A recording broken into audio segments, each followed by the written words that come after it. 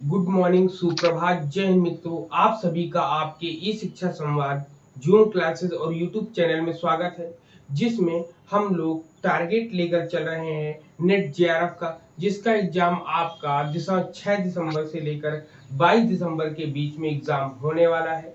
और जिन लोगों ने अभी तक नेट का फॉर्म नहीं भरा है, उसको आप जितनी जल्दी भरेंगे सिटी आपको उतनी जल्दी मिलेगी।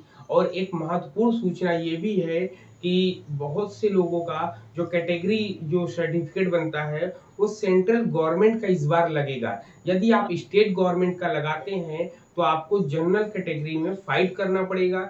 इसलिए जो लोग फॉर्म भरें वो लोग इस बात को जरूर ध्यान दें कि उनका जो आपका कास्ट सर्टिफिकेट है, क्लास सर्टिफिकेट है, वो आपका सेंट्रल गवर्नमेंट का होना चाहिए, ना कि स्टेट गवर्नमेंट का। ठीक है ना। तो बिना बनवाए, बिना उसको सर्टिफिकेट लगाए आप जो है कैटेगरी में फाइट नहीं करेंगे। अगर आप ऐसा करते हैं तो आप जनरल कैटेगरी में फाइट करेंगे, यदि आपने सेंट्रल गवर्नमेंट का नहीं लगाया तो। ठीक है, तो इस बात को जरूर ध्यान रखिएगा। ठीक है, चलिए हम लोग अपने टॉपिक की तरफ चलते हैं। हम लोग का जो टॉपिक चल रहा है इस समय, हम लोग पेपर फर्स्ट का यूनिट 6 डिस्कस कर रहे हैं, लॉजिकल रीजनिंग डिस्कस कर रहे हैं, जिसमें हम लोगों ने भारतीय तर्कशास्त्रों के बारे में पढ़ा था, जिसमें प्रत्यक्ष, अनुमान, उपमान शब्द हम लोगों ने पढ़ लिया है। हम लोग अर्थापत्ति भी पढ़ रहे थे। अर्थापत्ति क्या होता है इसके बारे में हम लोगों ने डिस्कस कर लिया था। अब हम लोग पढ़ेंगे अर्थापत्ति के प्रकार। क्या पढ़ेंगे? अर्थापत्ति के प्रकार। अर्थापत्ति के प्रकार को हम लोग देखेंगे। अर्थापत्ति के प्रकार कितने होते हैं? तो अर्थापत्ति को दो दो भागों में या दो प्रकार में बांटा गया है। एक होता है दृष्टापत्ति, ठीक है, एक होता है दृष्टापत्ति,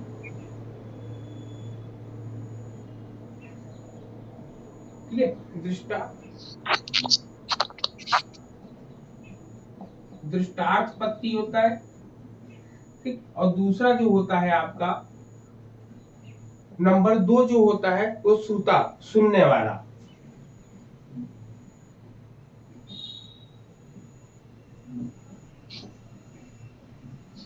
श्रुतार्थपत्ति, ठीक है ना।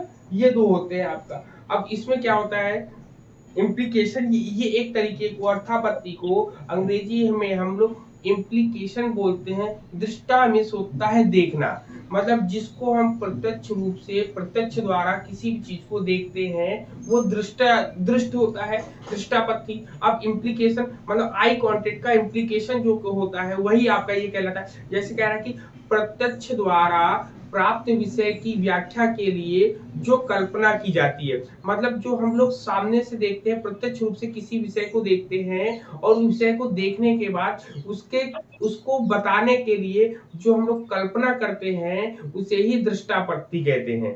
ठीक है। परिभाषा आप क्या लिखेंगे? परिभाषा लिखेंगे या एक लाइन में आपको बोलना हो तो आप लिखेंगे प्रत्यक्ष द्वारा प्राप्त विषय की जो प्रत्यक्ष द्वारा प्राप्त विषय की व्याख्या के लिए जो कल्पना की जाती है उसे दृष्टापत्ति कहते हैं। ठीक है। एक बार फिर से रिपीट कर रहा हूं, जो लोग लिख रहे हैं लिख लेंगे कि प्रत्यक्ष द्वारा प्राप्त विषय की व्याख्या के लिए, प्रत्यक्ष विषय द्वारा मतलब प्रत्यक्ष, हमने सामने से किसी चीज को देखा, अब उस चीज की व्याख्या करनी है। अब उस चीज की व्याख्या के लिए हमने जो भी कल्पनाएं करी हैं उस कल्पना को ही हम दृष्टापत्ति कहते हैं। जैसे एग्जाम्पल में कैसे होगा? जैसे एग्जाम्पल में होगा कि दिन में उपवास करने वाले देवदत्त। अब यहाँ पे देवदत्त का नाम जरूर आएगा यहाँ पर। सर एक बार और रिपीट कर दीजिए। क्या चीज? एक बार और रिपीट कर दीजिए। हाँ हाँ, परिभाषा एक बार। अभी आप जुड़े हैं कि देर से जुड़े हैं? आपने बस थोड़ा सा हुआ। ओके ओके ओके ओके, हम कर देते हैं, पूरा कर देते हैं। ठीक है, तो हम लोग यहाँ पे अर्थापत्ति के प्रकार को देख रहे हैं। अर्थापत्ति को मैंने जैसा आपको बताया, अर्थापत्ति दो प्रकार का होता है, एक दृष्टापत्ति, एक श्रुतापत्ति होता है। दृष्टापत्ति मैंने आपको बताया कि प्रत्यक्ष द्वारा प्राप्त विषय की व्याख्या के लिए, क्या प्रत्यक्ष द्वारा मतलब प्रत्यक्ष रूप से किसी विषय को देखा किसी विषय को देखने के बाद जो कल्पना की जाती है उसे दृष्टापत्ति कहते हैं। इसको एक साधारण भाषा में बोलते हैं, प्रत्यक्ष द्वारा प्राप्त विषय की व्याख्या के लिए जो जो कल्पना की जाती है उसे दृष्टापत्ति कहते हैं। जैसे मैंने आपको बताया एग्जाम्पल में कि दिन में उपवास करने वाला देवदत्त के मोटापे को प्रत्यक्ष देखकर, अब उसके मोटापे को हमने प्रत्यक्ष रूप से देख रहे, पर उसके मोटापे को प्रत्यक्ष देखकर अब उसकी व्याख्या करने के लिए हम अपने मन में कल्पना करते हैं। हम कल्पना क्या करते हैं? कल्पना करते हैं कि वह जो है रात में खाना खाता होगा।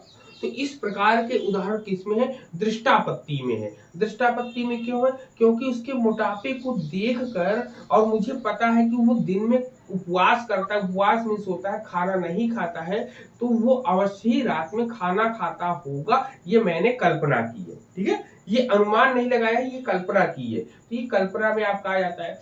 फिर इसके बाद ये इतना क्लियर हुआ। इसी प्रकार आप एक एग्जाम्पल और ले सकते हो। कैसा एग्जाम्पल होगा वो? जैसे इसी प्रकार आप अपने मित्र के घर पर मौजूद नहीं रहने पर, मतलब आप अपने मित्र के घर जाते हो और मित्र जो है घर पर मौजूद नहीं रहता, तो उसके मौजूद ना रहने पर आप यह कल्पना करते हैं कि वह कहीं बाहर गया होगा या किसी मित्र से, आप जैसे मान लो रोहन, सोहन, सोई, किसी से भी मिलने गया होगा। तो इस प्रकार के एग्जाम्पल, मतलब किसी भी चीज को सामने देखते हैं और उसकी व्याख्या करते हैं कल्पना करके अपने द्वारा, तो वो दृष्टापत्ति होता है। क्लियर है? पॉइंट बताओ।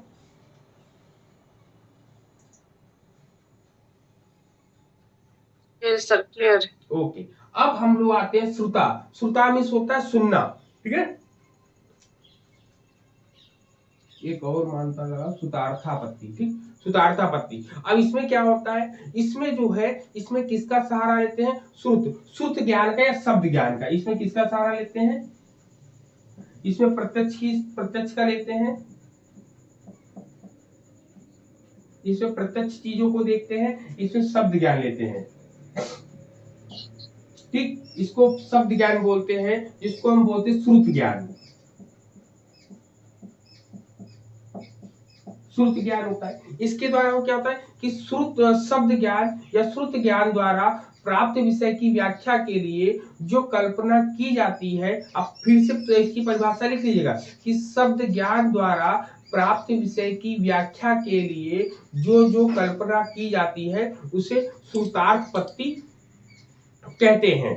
ठीक है, श्रुतार्थापत्ति कहते हैं। अब यहाँ पे आपने लिख लिया कि श्रुतार्थ। अब दोनों में आपको एक चीज अंतर, आप यहाँ पे हमेशा कोई भी चीज अगर आपको मिले तो आप उसको कॉम्पिटिटिव में पढ़ने की कोशिश किया करो।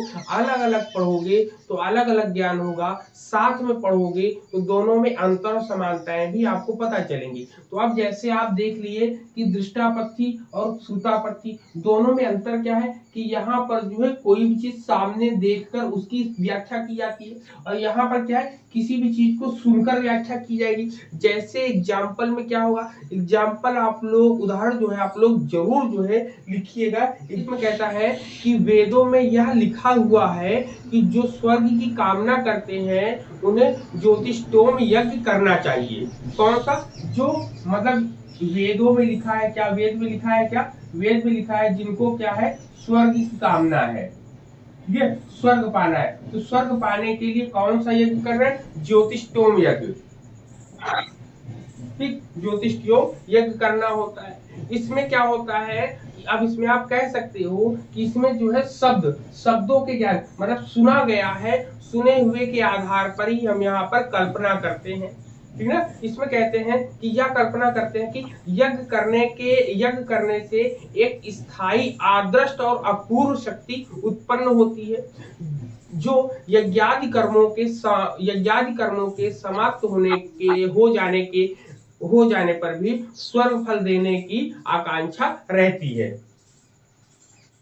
कि श्रुतापत्ति में कुल मिला के ये आप जान लो, जो वेदों में लिखा हो, जिसको आप देख नहीं रहे हो लेकिन कहीं पर लिखी हुई बात के आधार पर कोई चीज आप काम कर रहे हो। जैसे लिखा होता है, आप देखते हो कि कई धर्म ग्रंथों में लिखा होता है, अनेक प्रकार के धर्म ग्रंथों में, जितना भी आप लोग जानते हैं, हम लोग जानते हैं, उसमें सब लोगों ने लिखा कि अच्छा कर्म करो, अच्छी चीजें करो तो आपको स्वर्ग की प्राप्ति होगी।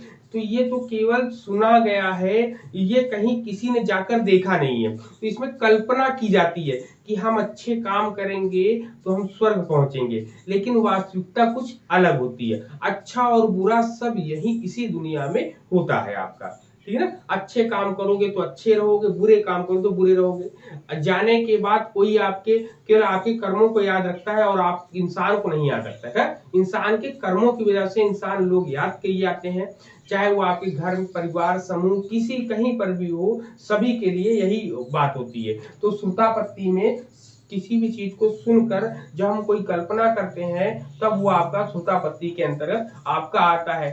क्लियर है पॉइंट? चल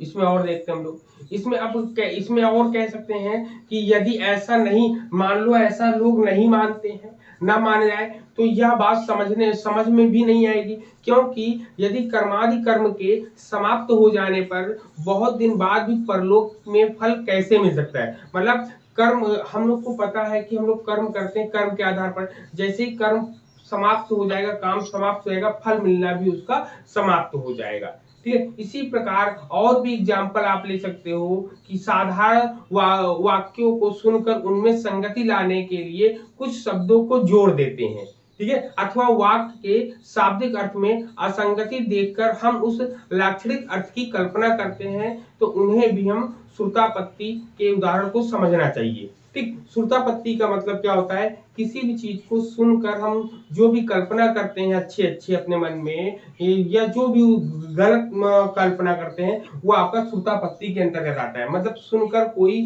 हम अर्थ निकालते हैं तो वही आपका श्रुतापत्ति, सुनकर हम कोई कल्पना करते हैं। श्रुतापत्ति का मतलब होता है सुनकर कल्पना करना, सुनकर कल्पना करना। ठीक, सुनकर कल्पना करना वही आपका श्रुतापत्ति कहलाता है। और प्रत्यक्ष को देखकर कल्पना, प्रत्यक्ष को देखकर कल्पना करना ही आपका ये कहलाता है आपका। क्लियर है इतने? बताइए। जी सर, क्लियर है। ठीक है ना, तो यहाँ पर ये पॉइंट हम लोगों ने डिस्कस कर लिए हैं। ये जो प्रत्येक का देखकर कल्पना करना है, ये दुष्टार्थ गति है ना? हाँ, देवदत्त वाला जो है आपका, वो उसमें आपको सामने देवदत्त ही दिखाई दिया, या एक मित्र के घर आप गए, मित्र के घर में जाने के बाद आपको मित्र नहीं दिखाई देता है, तो आप एक जो कल्पना करते हो, ये सुना नहीं है, आपने देखा है, तो देखने के आधार पर यहाँ पर आप कल्पना करते हो, तो ये दृष्टापत्ति के अंतर्गत आता है। और सुनने वाले में कोई चीज सुन लिया, जैसे अच्छे कर्म करो, अच्छी चीजें रिजल्ट मिलेंगी, मेहनत करो, मेहनत का फल मिलेगा, तो दिखाई तो दे नहीं रहा है ना, लेकिन आप केवल एक शब्दों के आधार पर उसकी कल्पना करते हो, तो वो आपका हो जाता है। ठीक, Yes. चलो अब हम लोग नेक्स्ट डिस्कस करेंगे अनुपलब्धि प्रमाण,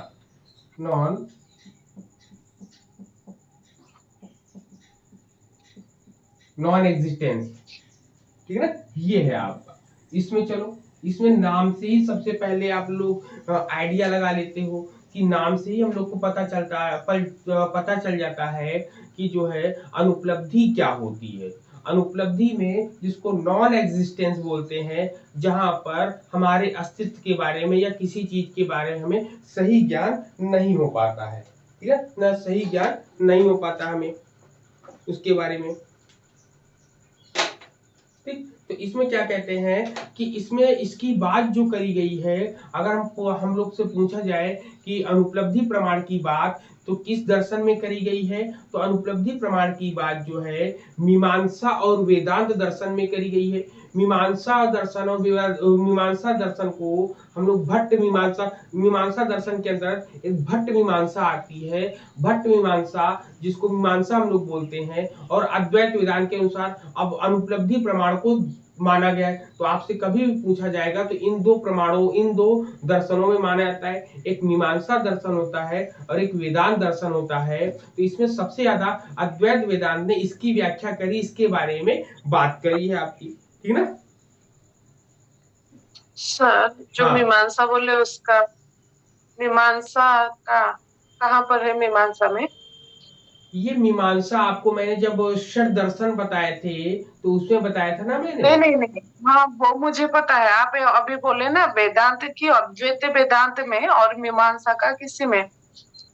भट्ट मीमांसा। ये अनुपलब्धि भट्ट मीमांसा घट में, हाँ भट्ट घट मीमांसा में मीमांसा। और अद्वैत वेदांत में इसकी जो है विशद व्याख्या करी गई है। इसमें क्या कहा गया है? इसमें कहा गया है कि किसी विषय के अभाव का साक्षात ज्ञान, लिखिएगा, इसमें लिखिएगा किसी विषय के अभाव का, मतलब किसी भी विषय के कमी पर अभाव का साक्षात ज्ञान हमें अनुपलब्धि प्रमाण कहलाता है। ठीक है, देखेंगे किसी विषय का, ठीक है, लिखेंगे किसी विषय के अभाव का, किसी विषय के अभाव का साक्षात ज्ञान। ठीक, किसी भी विषय के अभाव का साक्षात ज्ञान हमें उपलब्धि प्रमाण द्वारा प्राप्त होता है। जैसे हम कह सकते हैं, तो अनुपलब्धि प्रमाण में क्या होता है? किसी विषय के अभाव का साक्षात ज्ञान होना ही, जिससे हमें ज्ञान होता है उसे अनुपलब्धि कहते हैं। अब जैसे एग्जांपल दे दिया गया कि इस कोठरी में घड़े का अभाव है, घड़ा जिसमें पानी पिया जाता है आपका वो है। तो जैसे आप इसका कैसे कह सकते हैं? जैसे कह सकते हैं कि जिस प्रकार कोठरी में टेबल है, कुर्सी है आदि है, उसी प्रकार जो है घड़े का अभाव भी ज्ञान होता है, ज्ञान प्राप्त होता है कि भाई सब कुछ तो है, टेबल भी है, कुर्सी भी है, एक घड़ा नहीं है पानी पीने के लिए इस कोठरी में, तो घड़े के अभाव को तो वहां पर वो देखा जाता है, तो उसी के बारे में बात करी जाती है। इसमें कह सकते हैं कि टेबल है, कुर्सी है या अन्य विषयों के समान बड़े और विद्यमान घड़े और मतलब और भी विद्यमान चीजें हमें दिखाई देती हैं, जो उसकी जरूरत होती है। जरूरत के अनुसार हम समझ लेते हैं कि क्या क्या इस कोठरी में और क्या चीज की आवश्यकता है। हो सकता है फैन ना हो तो फैन की आवश्यकता हमें लगती है। मतलब जिस प्रकार जिस भी चीज की हमें कमी महसूस होती है, उसी कमी जो जिसके द्वारा हमें कमी महसूस हो रही है, जिस ज्ञान के द्वारा, उसे ही हम अनुपलब्धि ज्ञान या अनुपलब्धि प्रमाण कहते हैं। अब अनुपलब्धि को प्रत्यक्ष नहीं कहा जा सकता, क्योंकि प्रत्यक्ष ज्ञान के लिए इंद्रियों का संपर्क होना या इंद्रियों से ज्ञान होना आवश्यक है। तो इंद्रियों का संबंध उन विषयों से हो सकता है जिनका अस्तित्व तो होता है, लेकिन जिनका अस्तित्व नहीं होता उनका ज्ञान इसके अंतर्गत नहीं किया जा सकता। का संपर्क जो है घड़े के साथ तो हो सकता है, लेकिन घड़े के अभाव के साथ नहीं हो सकता, मतलब उसकी कमी के साथ हम उसको नहीं देख सकते हैं। अगर हमें वो आई कांटेक्ट में दिखाई देगा तो हम उसको बताएंगे, आई कांटेक्ट में नहीं होगा तो नहीं। तो कुल मिला के सीधा हम कह सकते हैं कि जो अनुपलब्धि प्रमाण में प्रत्यक्ष की आवश्यकता नहीं होती है, प्रत्यक्ष से इसका कोई लेना देना नहीं है। ठीक है, ठीक है ना। और इसमें जो है अनुपलब्धि प्रमाण में ना तो आप प्रत्यक्ष की कल्पना कर सकते हो, ना तो प्रत्यक्ष का प्रयोग कर सकते हो, ना अनुमान प्रमाण का प्रयोग कर सकते हो। क्यों? क्योंकि घड़े के आदर्शन मतलब घड़े के अभाव का अनुमान तभी निकल सकता है, मतलब घड़े की बात यहाँ पर बोला गया है, इसलिए इसके अंतर्गत जो है ये दोनों चीजें नहीं आएंगी। ठीक है, तो इसमें ये चीजें थी, आपकी ये पॉइंट था कि ये एग्जाम्पल आपके एग्जाम में जब आता है तो आपके एग्जाम्पल में यही आता है। ठीक है, इसमें जो है ना, आप इसमें जो है अनुमान प्रमाण की बात करें तो अनुमान भी इसमें प्रयोग में नहीं लाया जाता है। ठीक है, यहाँ पर ये सब चीजें अगर हम कहें तो ये आखिर माना कैसे आता है, तो आप इसको ध्यान रखिएगा। अनुपलब्धि प्रमाण को जो है मीमांसा में माना तो जाता है, लेकिन सांख्य दर्शन में, न्याय दर्शन में इसको नहीं माना जाता है। ठीक है, हम लोगों ने इतने पॉइंट को डिस्कस किया है। तो यहाँ पर आप लोगों का जितना जो आपके 6 प्रमाण थे, 6 के 6 प्रमाणों की तुलना और बात हम लोगों ने कर ली है। तो यहाँ पर आपके पूरे प्रमाण कंप्लीट होते हैं। अब हम लोग इसके बाद डिस्कस करेंगे आगे की चीजें, जिसमें हम लोग युक्ति का स्वरूप, नेचर ऑफ आर्गुमेंट के बारे में डिस्कस करेंगे।